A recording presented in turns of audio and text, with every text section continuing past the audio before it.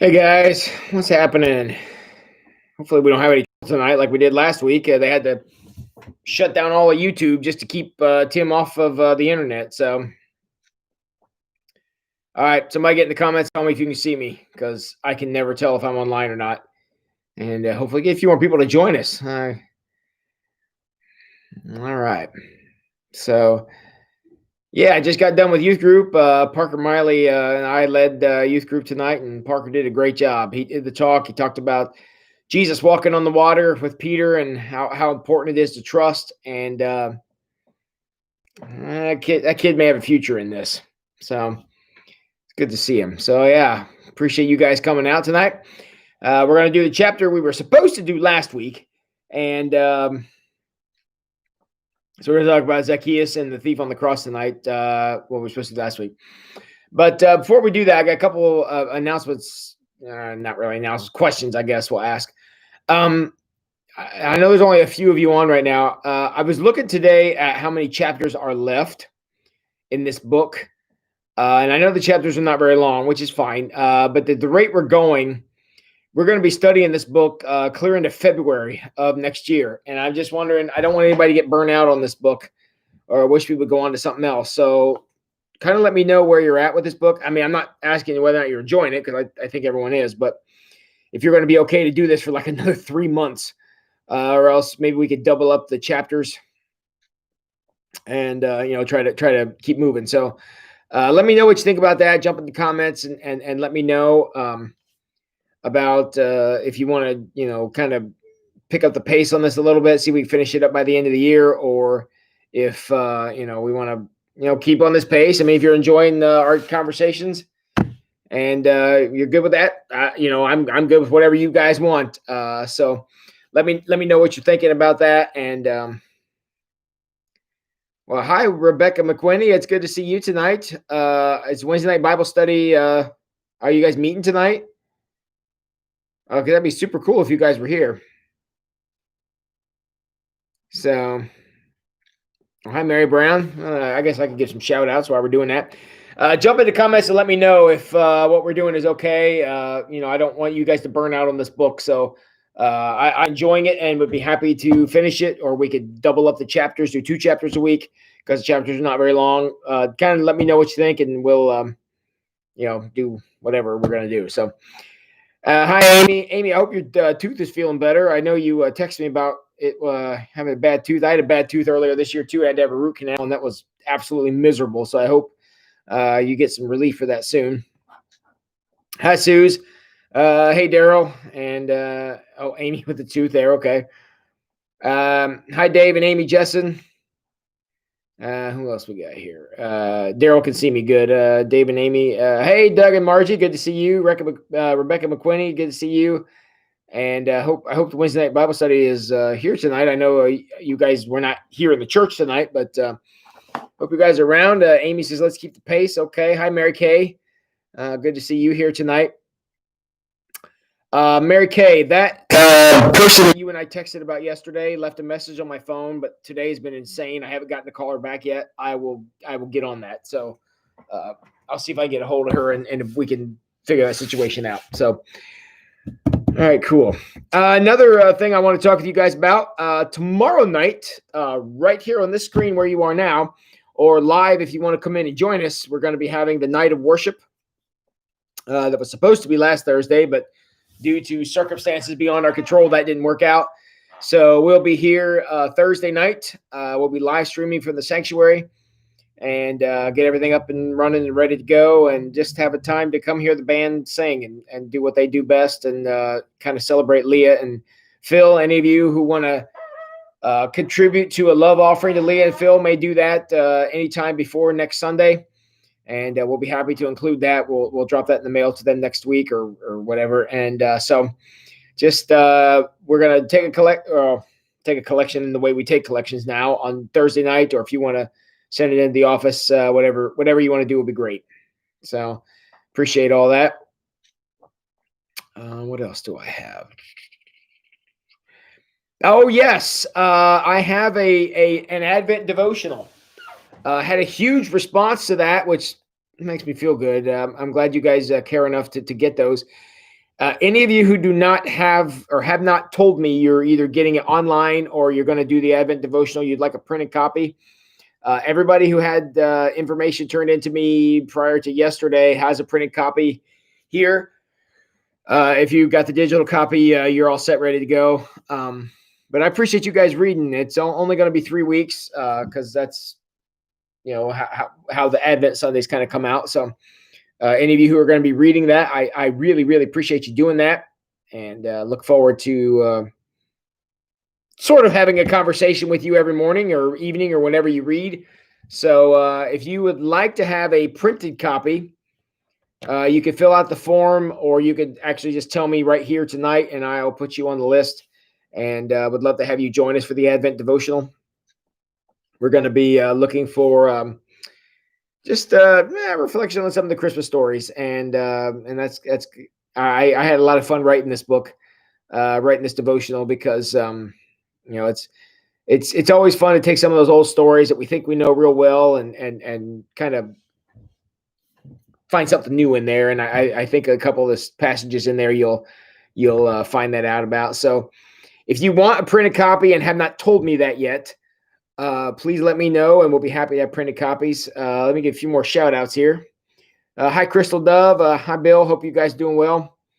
Good. Hey, Cheryl and Jack. Jack I saw Jack at a funeral. He was part of the military service for a funeral I was at just a few days ago. And Mary Kay, you're welcome for the printed copies. Daryl Lau says, I'm interested. Does that mean you want a printed copy, Daryl? If it is, let me know. I will add you to the list. And Scott and Jan, appreciate you guys coming out.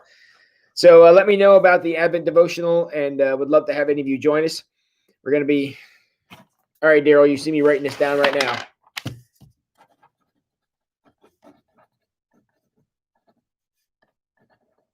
Okay. Any of the rest of you who may want a printed copy can let me know, and I will register that so that we know, and we'll have one printed up for you. Start a new sermon series on Sunday. We're going to be looking at the life of Jesus. The title is Jesus, an Introduction. I picked a handful of stories from Jesus's life. I love Christmas, don't get me wrong. I love the Christmas story and all that, but you hear that every year. And y'all know the story so well. It's so hard to do something creative with it. So we'll be looking at Jesus and using Advent as a time of introduction. Kind of introducing you. Not that you don't know him. I don't mean that, but just a time to go over some stories from Jesus's life and what he did, and kind of find some things in there. Amy Hertenstein actually requested one of the scriptures that we're going to be using. Not the one this Sunday, but the one the following Sunday is Jesus versus Legion. And she asked for that one. So Amy Hertenstein asked, and so I included that as one of the passages we're going to read. I got a parable. I've got a miracle. The resurrection will be in there, and some different things from Jesus's life. I think we'll have a good time with that. So I hope you guys will be excited about that. Now, I agree, Amy. Hosea was very interesting. Got a whole lot more mileage out of that book than I ever thought I would. When Jess and I first started talking about that months ago, I was like, are you serious with this? But I don't know. Yeah, jump in the comments and let me know what you thought. But I thought I was really happy with how those sermons all came out from Hosea. It was, again, kind of a bizarre book, but I thought we got some good discussions out of it. So, and oh my goodness, we got a whole bunch of people. Hi, Linda Horn and Marcia Bowman, Sandy Freewalt, Sherry Louth, and Mindy Vogel. How you guys all doing? Give a shout out to all those ladies. Are you guys sitting down there with Darth Vader down there in your basement? And for those of you who don't get that joke, the McQuinneys have a actual replica Darth Vader outfit in their basement, and I am insanely jealous and want one too. And I think it's not fair that I don't have one. But so you ladies all wave at Darth Vader for me and tell him to not be hurting anybody, at least until I'm done here tonight. So, all right, cool. So, all right, fantastic. Well, I'm glad you ladies are here, and just love having you, and looking forward to having a conversation. I think, Becky, I think we talked. You know what the book is? The book is Jesus by Max Lucado, and we're on chapter 8 tonight. If for those of you who have your books, if you'd like to follow along, and We're going to be having a conversation about Zacchaeus and the man and the thief on the cross with Jesus. Thanks, Dave. I'm glad you enjoyed Hosea. I certainly did too, much more than I thought I would. Yeah, we I enjoyed this chapter, and again, big surprise, right? But I really enjoyed this chapter because it was a very much of a how one thing led to the other in a way I never put together before. I never put together the connection between Zacchaeus and the thief on the cross, and I thought, after reading this chapter through a couple times, because actually I was ready to go last week, so I had to reread it a couple times this week to be ready. I was very fascinated how he talked about how the Zacchaeus experience may very well have been what the thief on the cross was aware of. And, again, I love that because I can remember, I think it was here, maybe back when I was at Forest Park. I did a sermon once where I speculated that the woman that Jesus saved, that they were going to stone because they caught her in the act of adultery. I talked about the relationship between that lady and Timothy from later in the New Testament, and you don't ever think about that. In fact, that story is going to be one of the ones from Jesus we're going to be reading during Advent, so I might have to pull that back out. But it's sometimes very interesting to see how these Bible stories went together. Susan and I are watching. I just lost the name of it. Oh, geez, I'm such an idiot. The Jesus movie on YouTube that some of you put me onto that I, for the life of me, cannot think of the name right now. Somebody Susan, jump in the comments and save me. The Chosen, that's it. Yeah, The Chosen on YouTube. And I don't know how many of you have seen that. We were talking about it here one night. That is really good. My only beef about The Chosen, because we watched up, I think we had two episodes left. My only beef about that is the director talks for like 20 minutes before and 20 minutes after. That's kind of annoying. But if you skip that and get to the actual movie, it is really good.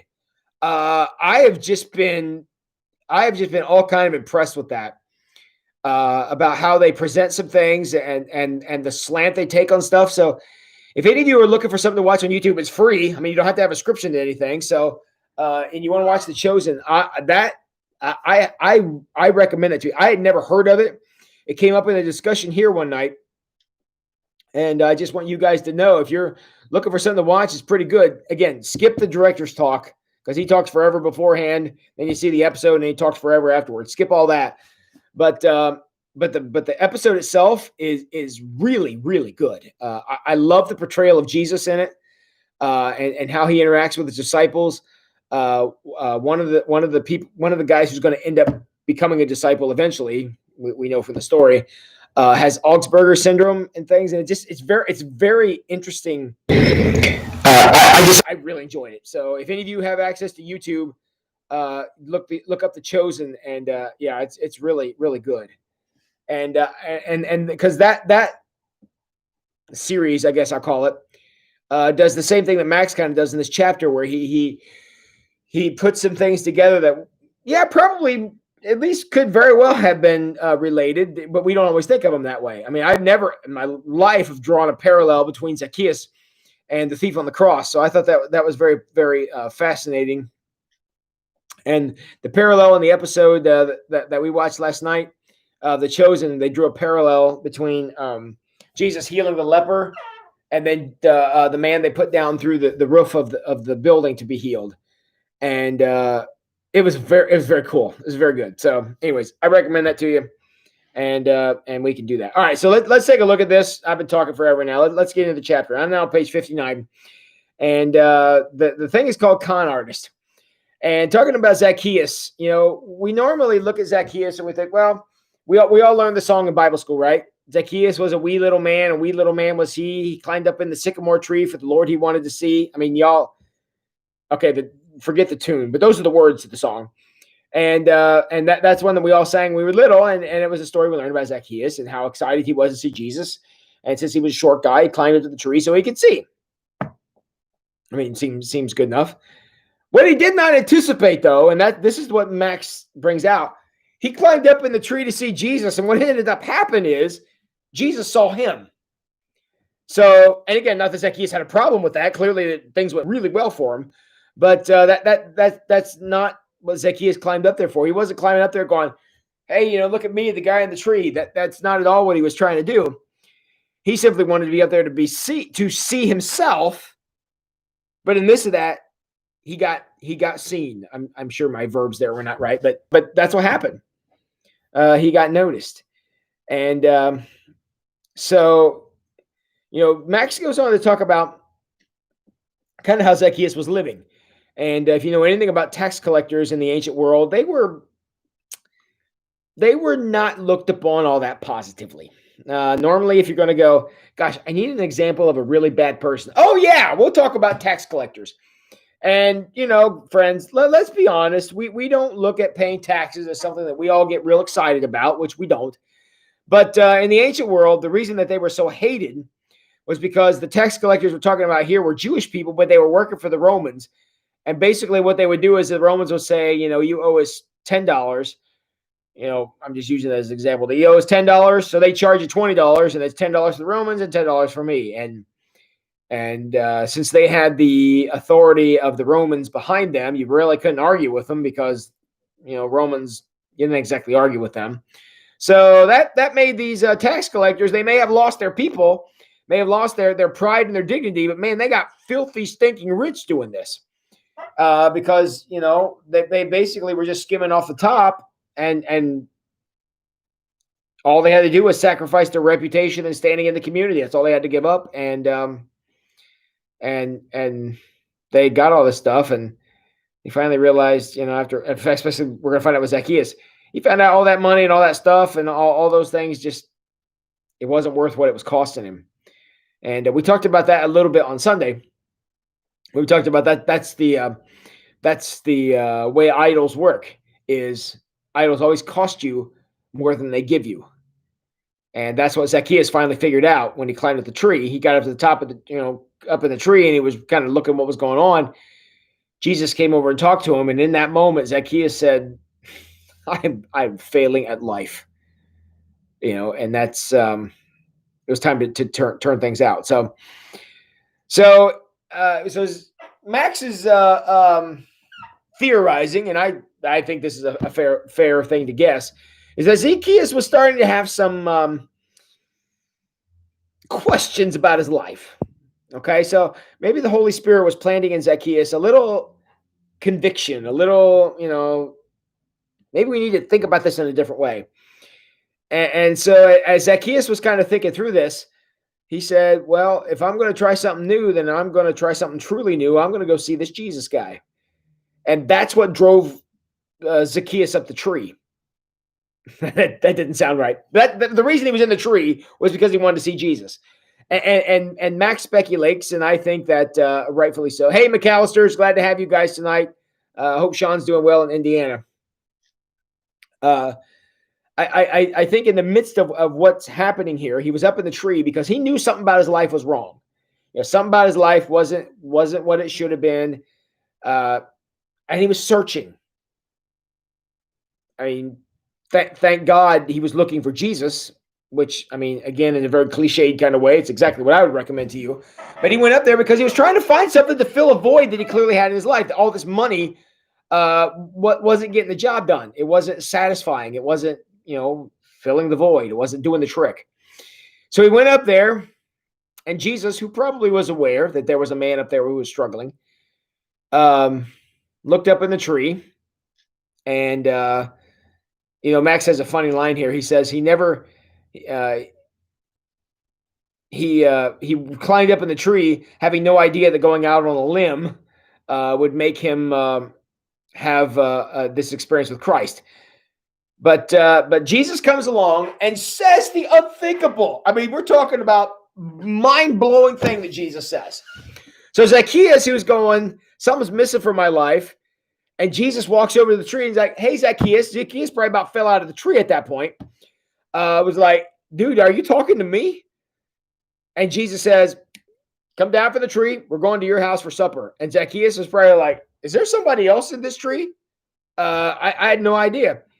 So Zacchaeus who now, when you're that close to Jesus, it doesn't matter how short you are, you can still see him. Zacchaeus came down for the tree. Hopefully, Jesus didn't have to heal a broken arm on his way down or whatever. He comes down for the tree. He's like, yes, yes. Come on over. We're gonna have some pizza rolls, and we're gonna have some spaghetti, and we're gonna have all this other cool stuff, and we're gonna have some ice cream. And come on over. Absolutely. I mean, we're throwing it in the oven right now. I mean, we've got the microwave cranking. I mean, we are ready to do this. I mean, Zacchaeus was very excited. Friends, that's what happens when you realize God has given you something that you couldn't get from anyplace else. There was a lot of people there that day. I mean, there were so many people that Zacchaeus couldn't see. Friends, that's why he was in the tree. He was in the tree because there were so many people he couldn't see. Any one of those other people, however many there were, there must have been gobs, any one of them could have said, hey, Zacchaeus, we're going to your house for supper. And Zacchaeus would be like, no, you're not. I ain't sharing my pizza rolls with you. That ain't going to happen. And anyone else could have said that, and Zacchaeus would have been like, no. I mean, there are 24 of you in the chat right now, and if one of you put in the live chat, hey, I'm coming over to your house for supper tonight, I'm going to go home and change the locks on my door, right? Because that's just not how things happen. However, when Jesus said this to Zacchaeus, he became acutely aware that he just found what he was looking for, and he didn't even know what he had. He didn't even know what it was. He was in that tree looking for something. Jesus knew it. And when Jesus came by and said, hey, I'm going to your house for supper, which is, let's be honest, is a weird thing to say to somebody you never met before. I mean, if I went out into Walmart and was like looking at people's carts and I saw somebody with something I liked, I'm like, dude, I'm going to your house for supper tonight. And they're probably going to go, yeah, that's cool. And then I start following them around, they're going to call the police. That's just not how that works. So, but that's exactly what happened here. And Zacchaeus, because the Spirit had planted this thing inside of him, was like, yes, let's go have pizza rolls. Because that's going to be the greatest thing ever. Zacchaeus knew immediately that God had given him something special. Here's my question. Jump in the comments and talk to me. Have you ever had that moment? Have you ever had that moment where something happened you did not expect, or you found something you weren't exactly sure you were looking for, and suddenly God became very, very evident to you? You became very aware of the presence of God. You ever had that experience? And while you're typing that, because I know everybody's now madly typing away, let me share an experience I had. So please be typing while I talk here. And I would like to know about your experience of having that moment. My experience came in 1995. Some of you probably heard this story before. I was in the Philippines. We climbed the side of a dormant volcano to visit a tribe of people who were at the top. And I'm telling you, 1995 was a whole bunch of years ago. But I'll never forget being there, and I'll never forget the staying with the little tribe we were in, and we got lost and all these things. And I'll never forget trying to come back down the mountain, and it was crazy, and we were separated, and there's a whole adventure that went with it. And when we finally got to the bottom, it was at that moment all those years ago that I remember very, very intensely knowing this is what I wanted to do, because I could not explain what I just experienced. And Matt Dyer knows that because he was on that mountain with me. And Matt, I'm glad I was hoping you were in here tonight. Yeah. Matt Dyer and I were two working together. He with his portable sun. You remember that, Matt? He had this great big flashlight that could burn a hole in the wall. And he was walking ahead, and he would shine that thing up in the jungle, and I would be able to see it. So I was leading the slow folks with the ox, with the wagon. I mean, it was insane. He was up there with the guides shining that light up in the sky, so I knew where to go. And we walked a long way, and I had this very intense moment where I had the locust fields. That was so gross. Yes, Matt. I remember. I was hoping you were going to be in here tonight, and I just very intensely remember that. And I'll never forget realizing that there's something so much bigger in this world than Tim, and tapping into that was one of the most amazing experiences in my life. And I try to get there all the time, try, to get back there and trying to just have an experience of helping people realize that the world is not as explainable as we all make it out to be.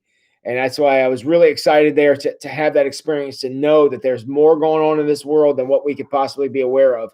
And quite frankly, I'm glad about that, because I would not want the world to be limited to just my own limitations. All right. Speaking of things that connecting to things I don't understand, my computer's beeping at me, so I got to plug you in. I didn't realize I didn't have my thing plugged in. Let's see. Scott Moran was at Children's Hospital on 12/18/96. Yeah, I remember. I'm assuming you had a child in the hospital, Scott, and that's a moment we can encounter something that we can't explain. And Teresa, always looking, there in worship. I've certainly experienced that as well. Friends, that's what Zacchaeus experienced. It was something he couldn't explain.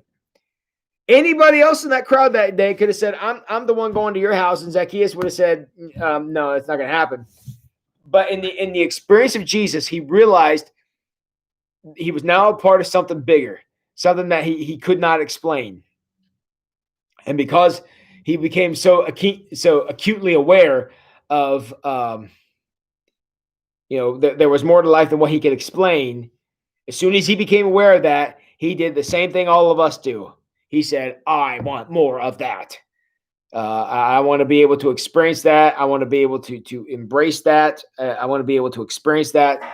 And by inviting Jesus in, Zacchaeus began a journey that was going to transform him in a profound way. Let's see. Scott Moran says it was a nephew. Okay. December 2008. It's amazing how those dates stick with us, isn't it, Val? So many moments of my life guided to carry me because I was unable to move on my own. Yeah, like the Footprints poem. Absolutely, Mary Kay. Yeah, so many of you have had that experience. And again, that's why those experiences exist. And nobody likes to feel out of control. At the same time, control is really an illusion. If we haven't learned anything from COVID, we certainly have learned that.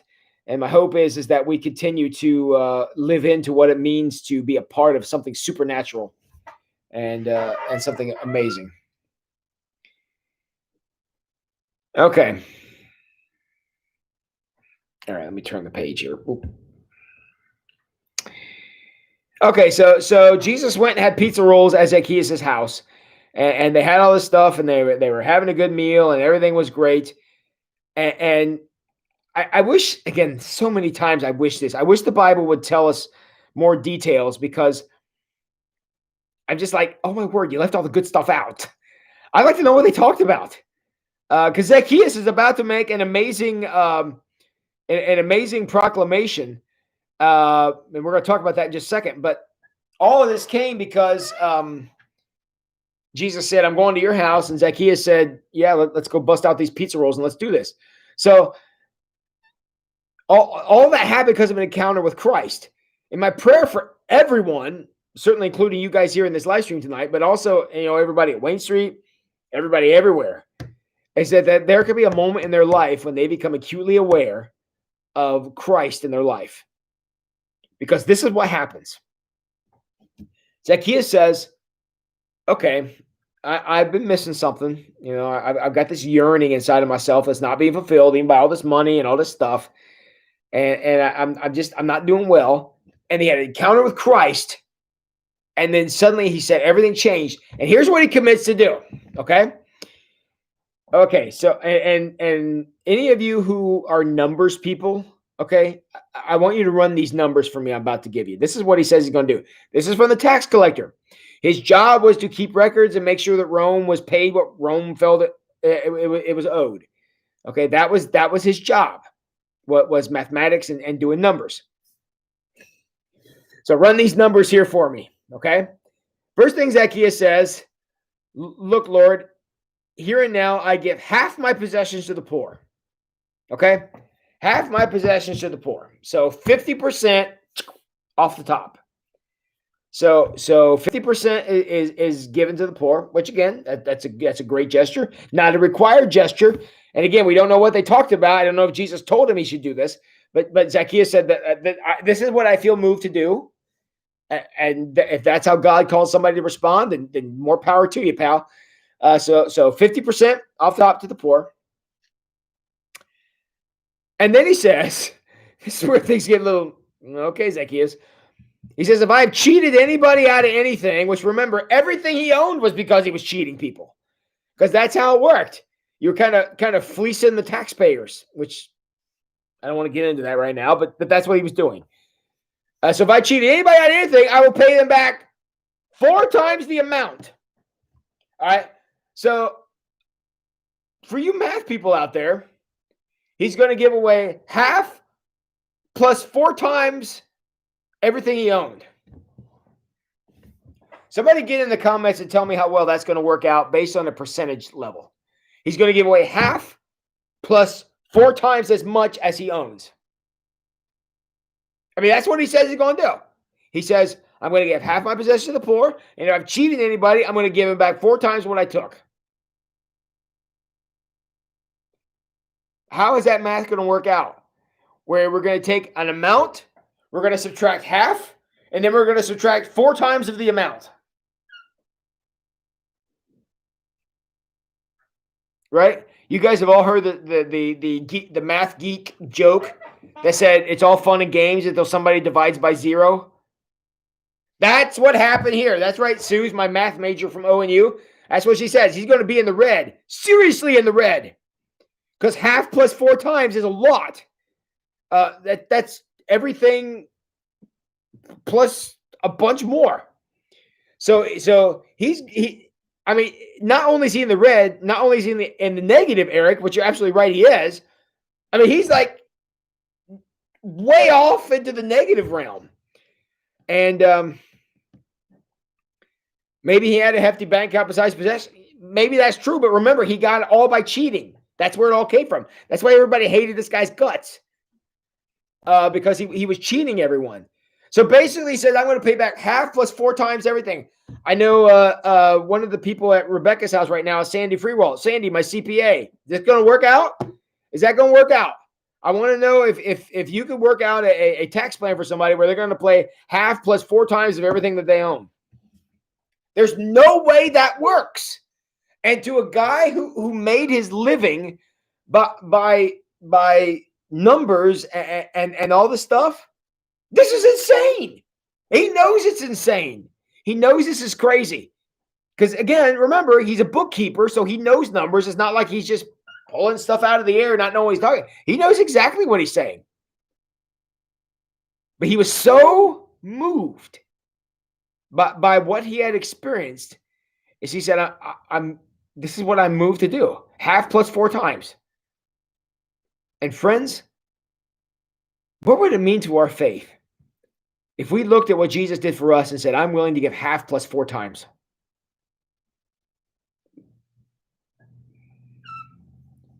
I'm so grateful for what Christ has done for me.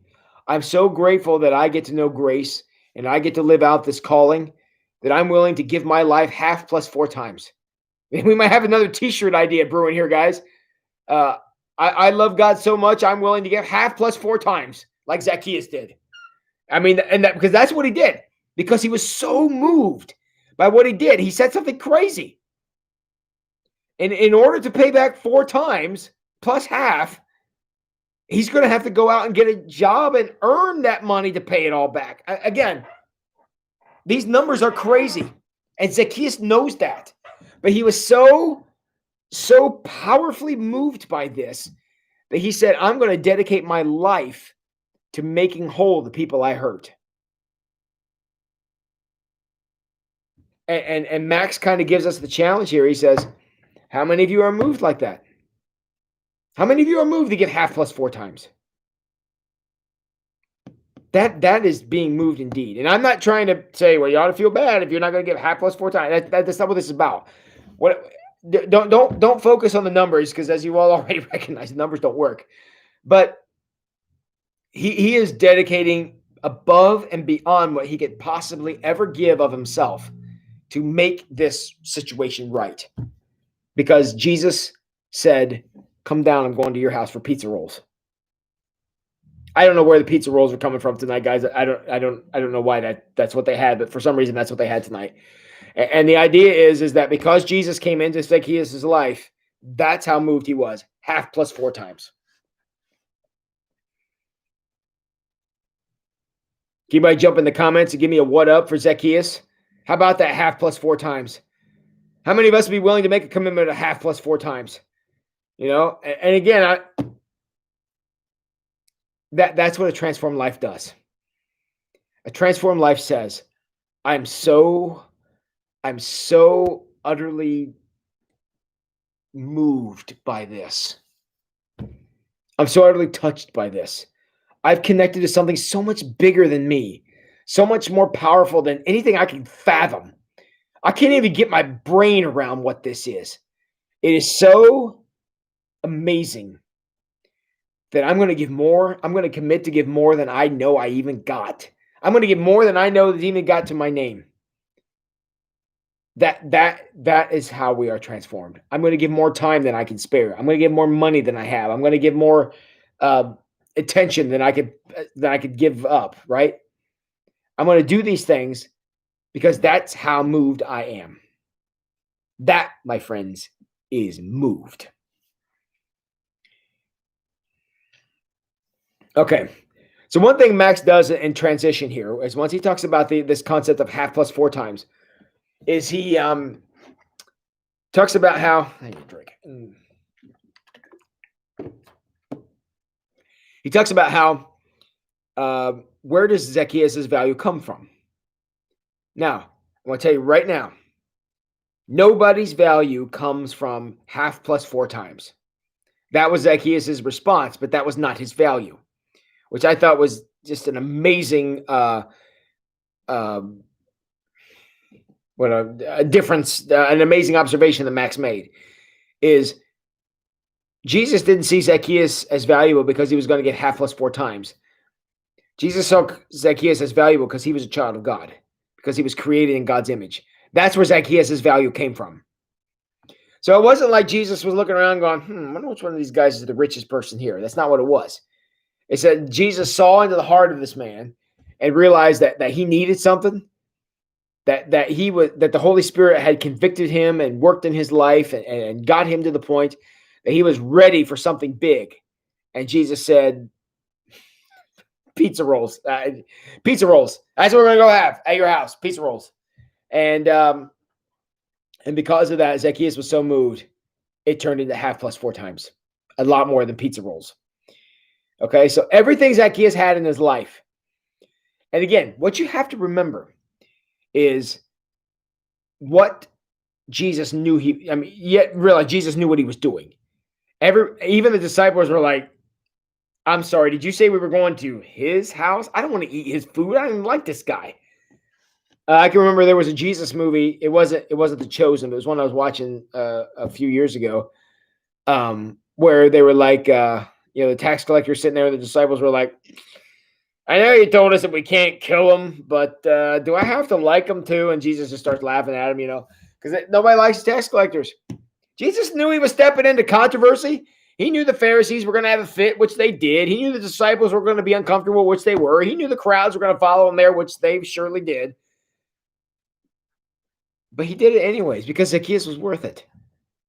And that's where Zacchaeus' value came from. It wasn't the half plus 4 times, because let's be honest, I don't know if the man could ever have made up half plus 4 times. But because Jesus saw this man as valuable, this man up in the tree,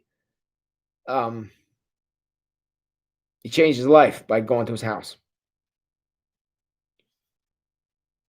And that was a profound moment.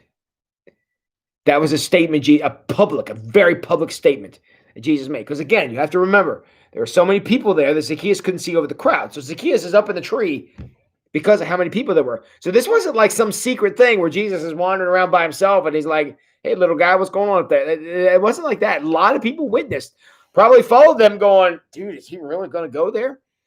He knew he was going to have a public scorn, but Zacchaeus was worth it. And that's what made the difference in Zacchaeus' life, is that Jesus not only proclaimed Zacchaeus' value, but demonstrated it, saying, I'm going to walk past all these judgmental stairs and go to your house. That is guts, friends. That's what guts look like. Guts. That's what takes guts to do that. And Jesus did. And what a profound statement. And it's that point of the story that brings Max now to the second half of this chapter, where he says, anybody can make the claim. I don't know if accurately so, but they can at least argue that Jesus did look through the crowd and thought, I really got a hankering for some pizza rolls. I wonder who here has pizza. I bet the guy in the tree has pizza rolls. Again, you could make that claim that Jesus kind of had a suspicion that it was going to be half plus 4 times. Okay. And that this was going to be this great investment in God's kingdom, and a lot of people were going to be helped and all that. I mean, you could make the argument that Jesus overlooked a little bit of public ridicule, which he got plenty of that, so who cares? To go to this guy's house because Zacchaeus was rich, because Zacchaeus had means, because he had opportunities. So you could make the argument that Zacchaeus was a good pick. However, what if Jesus thought about more than just Zacchaeus? What if what Jesus did that day was about more than Zacchaeus? What if it was about more than pizza rolls and half plus 4 times? What if it was more than that? Because not only did Jesus bring salvation to Zacchaeus through this, but everybody there who saw this, once they kind of got over I can't believe he's going to his house. I mean, they had to get the object lesson here that clearly no one was beneath Jesus, who earnestly went to seek him out. No one was beneath him. Because look, if anybody's going to get the turned down, it was going to be Zacchaeus, because who wants that guy to be around? So if anybody was going to get the cold shoulder, it was going to be him. And if Jesus even accepted that scoundrel, then Jesus would take anyone. And Max goes on to speculate, who else may have saw that there that day? Perhaps there was a thief in the crowd. Now remember, Zacchaeus was also a thief. He was stealing from people he was collecting taxes from. And Max goes on to say, what if there was another thief in the crowd that day? One who was later arrested, sentenced to die on a cross next to Jesus. And what if when they were hanging up there, the one guy from the Gospel of Luke is the one who records this story, where the one guy says, Jesus, remember me when you step into your kingdom. What if in the back of his mind, in his dying moments, he was thinking, I remember you. I remember what you did for Zacchaeus. I remember you going to his house. I remember you looking at the scorn of the crowd. I can remember your own disciples saying, we don't want to go there. I remember that. But I also remember you went anyways. And because I know you accepted that scoundrel, maybe there'll be a place in your kingdom for me. I mean, think about that for a second. And that thief on the cross, and I understand he was out of options. I get that. So, I mean, why not? What has he got to lose at that point? But what if there's really something more than that? What if that thief was aware of just who that was on the cross next to him? And what is it about Jesus that with it, of the few last breaths he took, he assured that thief that today, you're going to be in a much better place than this. What if the only reason the thief was even thought to ask such a thing was because he had witnessed Jesus going to Zacchaeus' house? So Zacchaeus ended up being not only an example for the thief example for Zacchaeus, but he was also an example for the thief on the cross. And who knows who else Zacchaeus became an object lesson for? Perhaps even us here tonight, as those who are followers of Jesus and who have embraced Jesus, and that's, I mean, we've had a 45-minute discussion now, or maybe a little less than that, 45-minute discussion on Zacchaeus. So his story is still moving people today. In very much the same way it very well could have moved the thief on the cross to proclaim faith in Christ. And Jesus, who we could say was nice to Zacchaeus because he knew there was definitely going to be an upside, what did the thief have to offer? In that moment, the thief who had, minutes to live, what did he have to offer? And the answer is nothing. Where Zacchaeus was one who obviously had much means to offer, the thief had nothing. Everything had been taken from him. Everything he had stolen had been either recovered or written off. Where Zacchaeus had a chance to go make amends, the thief had no chance for that.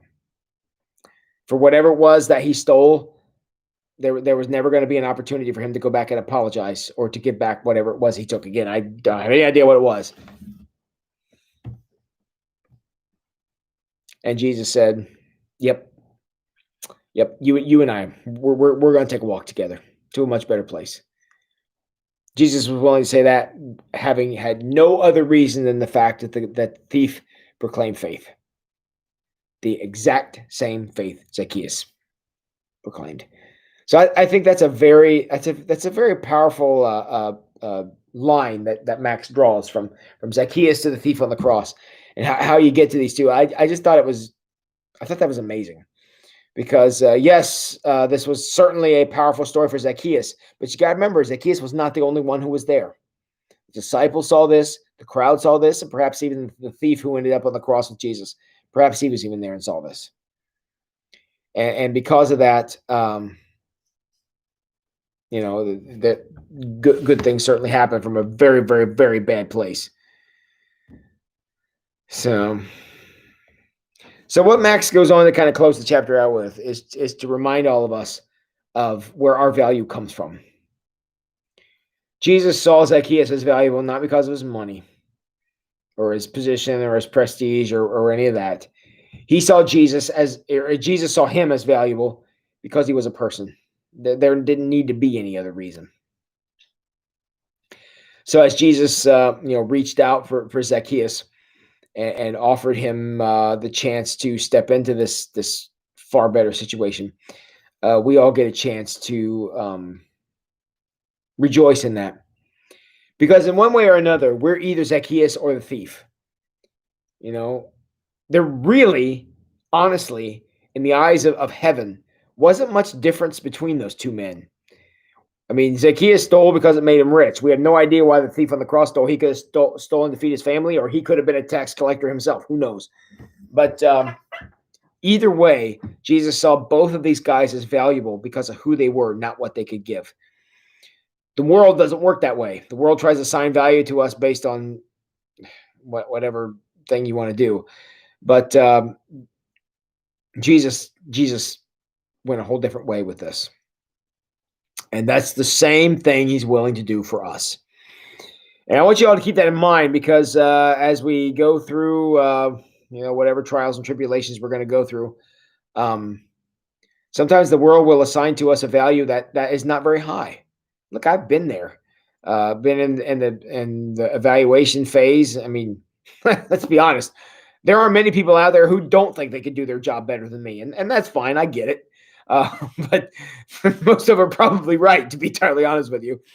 But the idea is the value doesn't come from what you can do. The value comes from who you are, and nobody can take that from you unless you let them. So when Jesus was dealing with Zacchaeus, and when Jesus was dealing with the thief on the cross, he was doing that out of a place of the value of the person standing right in front of him. He had an amazing ability to take the person in front of him at face value.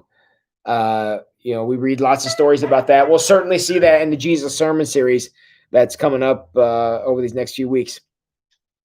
But he had the amazing ability to take whoever was in front of him at face value and love them where they were. And sometimes we don't offer that same grace to each other, but that's what Jesus did. And I thought one of the greatest paragraphs we've read in this book so far was the very last paragraph of the thing. And I know I'm kind of winding down here a little bit, but I want to read this paragraph to you. It's short. as kind of a closing on this chapter, because I defy you to find a more beautiful thought than this, and it's here. It also makes me smile to think there's a grinning ex-con walking the golden streets who knows more about grace than 1,000 theologians. No one else would have given him a prayer, but in the end, that's all he had, and in the end, that's all it took. I couldn't have said it better myself. And all right, well, we may wrap up a little early here tonight, but I didn't make you guys talk very much. I'm going to make you talk now. Did you enjoy this chapter? The parallel between Zacchaeus and the thief on the cross? Did you guys enjoy this conversation?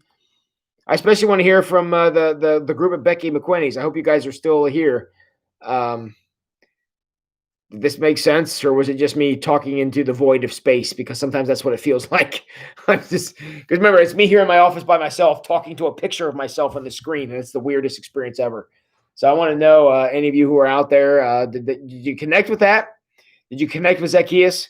Did you connect with the thief on the cross?